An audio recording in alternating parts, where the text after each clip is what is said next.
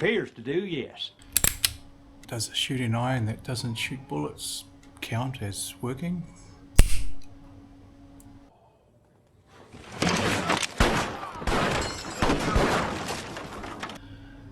If you're an owner of one of these like me, the first thing you probably want to do is to try and remove that cylinder.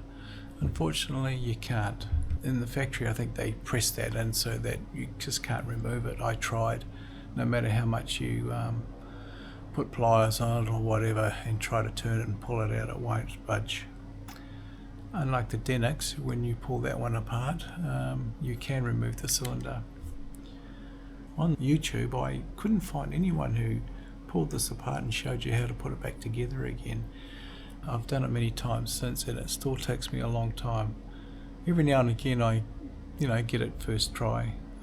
Alright, I'll show you now how to disassemble it and to reassemble it.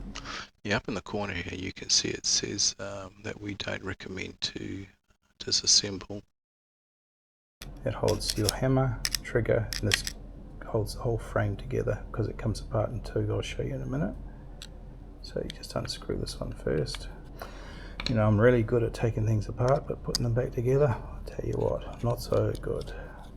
By taking these three screws out, I'll let you remove the side face plate. Okay, so this plate here just lifts up.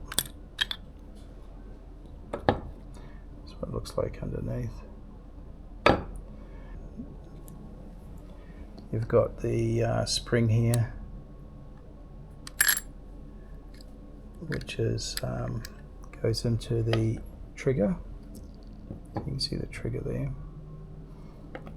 And then you've got your hammer, but to get that out it's easier just to pull this apart. The only thing holding this together is just this little piece here and the actually cylinder pin that goes through into here. You just pull it apart by going like that. That's it. And you can't remove the cylinder. It's got a spring in here. This is factory pressed so that nothing can be removed. So there's no need to really remove the spring in here. I can show you it. Before we do that, let's take the hammer. And the spring in there is a big heavy spring and it's held together just with some copper wire. So you can take these two off the grips, and like I said, that's copper wire, and what they've done there, that big main spring that goes up here, if you want to take that out you've got to cut these copper wires. I'm not even going to try and remove that because I've got no need to, but it just shows you how it's set in there. Now we've got it all apart, it's putting it all back together. Let's reverse the process, I guess.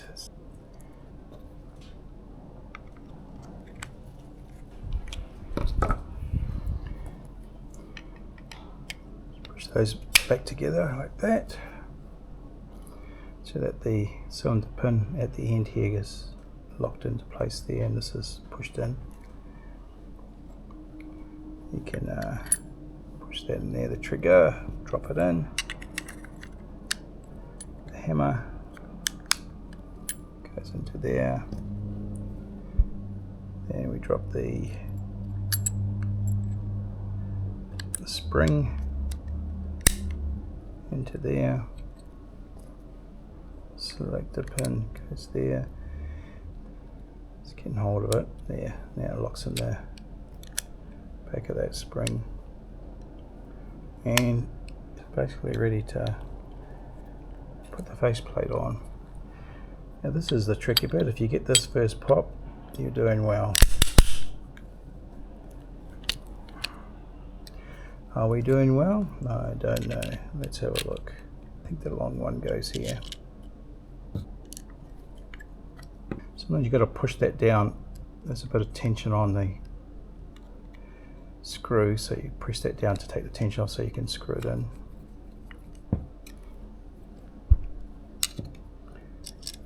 And you've got a gap here. You need to push this down to close the gap before you screw that in. And we'll pull that in, There you go.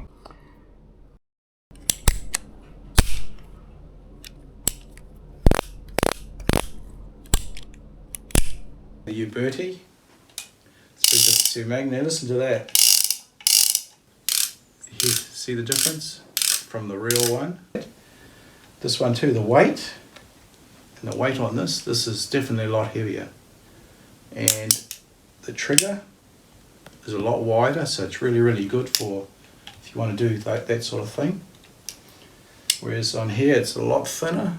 When you cock it, you got the 3, 1, 2, 3, and you only got the 2 on that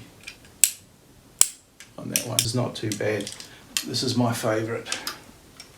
This is also U-Bertie. Yeah, oh, the weight on this is just really nice. It's heavy. It's got really nice action on it.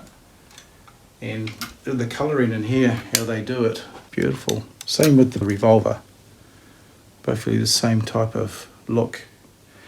Really, really nice.